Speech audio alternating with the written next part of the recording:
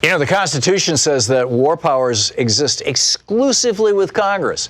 Why haven't they stopped Trump?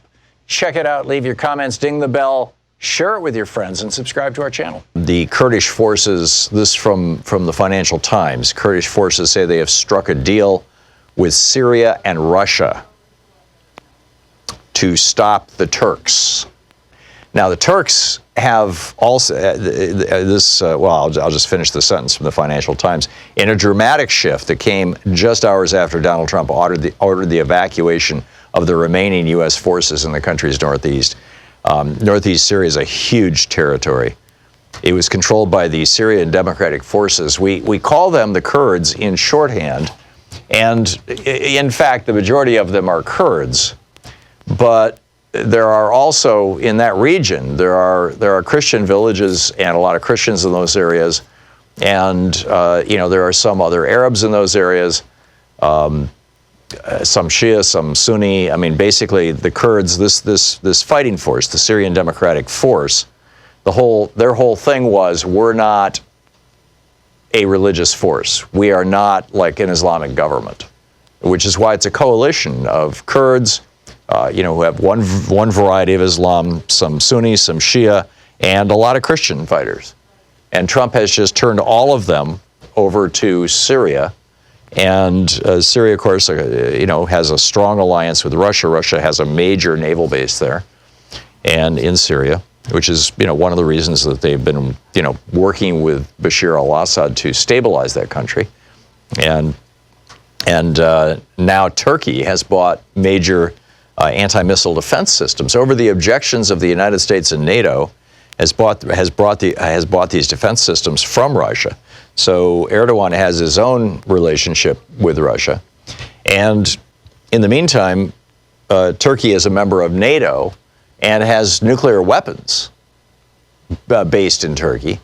One of the things I've been trying to find out and have not been able to, frankly, is, and maybe if you know, give us a shout, is to what extent, is exactly who controls the nuclear weaponry that is in Turkey. Whether it's, placed there by NATO itself, by the United States, by one of the NATO states, the major nuclear armed NATO states are France and the UK. I just don't know. But what has happened is that a substantial region, and by the way, a region rich in oil, surprise, surprise, that was under the control of the Syrian Democratic Forces, that is to say the Kurds, the Christians, these local people who live there, that was under their control, has now been turned over, essentially. Part of it has been taken over by Turkey, and they're slaughtering people. I mean, they're uploading videos of Turkish forces or fighters loyal to the Turkish forces beheading Kurds and Christians and others. I mean, this has gotten very, very gory and gruesome. And thousands of ISIS fighters and apparently tens of thousands of ISIS sympathizers and family members have escaped, as the Kurds have had to leave these prisons to go north to literally defend their families. I mean, they live here too, or they did live there. These ISIS fighters and their force and their families and relatives, including a whole bunch of, quote, high-value ISIS members who the plan was to deport these people either to Europe or the United States so that they could stand trial. They have escaped. So it's like, and in some places now in Syria, the ISIS flag is flying again. Thank you, Donald Trump. This is an extraordinary event, and it seems like the principal beneficiary of it, in terms of power in the region, is going to be Russia.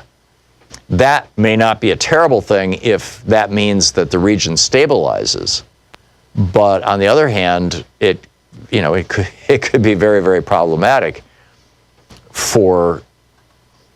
Well, it almost certainly would be very problematic for the Kurds. I mean, the Kurds are now aligning themselves, they're having to align themselves with Bashar al-Assad, with Syria and with Russia, and yet Assad has, basically throughout his presidency, and his father as well, who before him, been at a low level of war with the Kurds.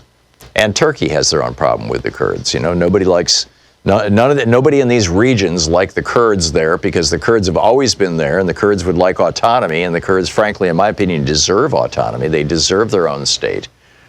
And they should take a piece of, northwestern Iraq and northeastern Syria and southwestern Iran and southern Turkey. That's the old Kurdistan, and it should be the current Kurdistan, but the Kurds are finding themselves in this horrible, horrible position right in the middle. And, Donald Trump is just, I used to say about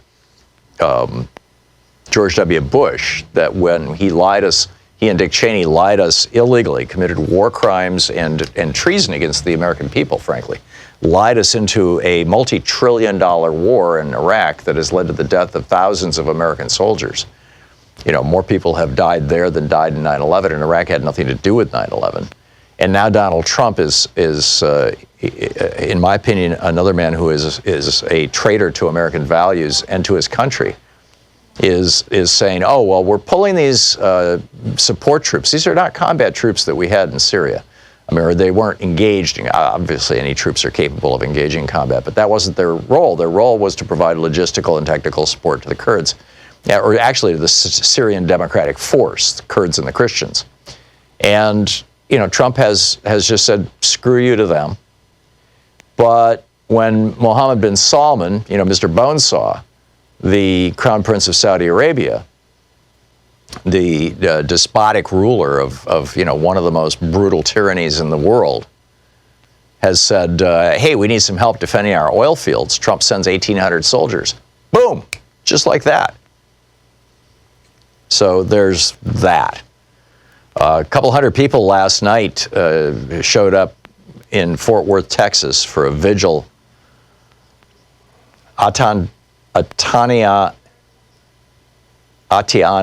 I'm not quite sure how to pronounce her first name, and I haven't heard it on the news. CNN is talking about it right now, but I can't listen to CNN and talk to you at the same time. But Tatiana Jefferson, I'm pretty sure is probably how her name is pronounced. Again, she was in her house. Here's this woman, this 28-year-old woman, in her house playing video games with her 7-year-old nephew, and the back door was open apparently, or ajar, and a next door neighbor calls the police and says, with good intentions, says, the back door of the house next door is open. You might want to just check and make sure everything's okay. And so, a cop shows up, sees her through the window, and shoots her. And, they're playing video games. Maybe he thought the video game controller was a gun or something. I don't know. But whatever he thought, there was, this certainly looks like another, oh my God, I was afraid it was black people, white cop killing in Texas.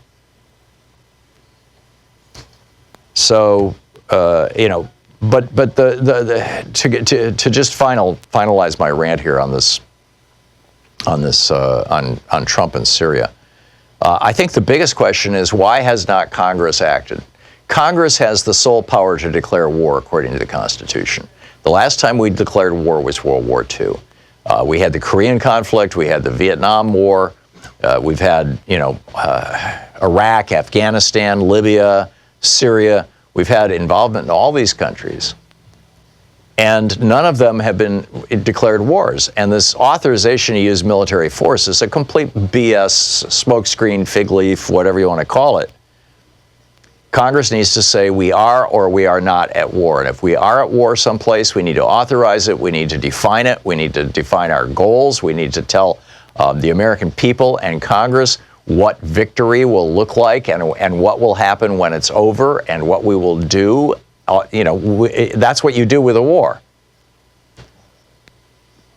And if we're not willing to declare a war, we need to get the hell out.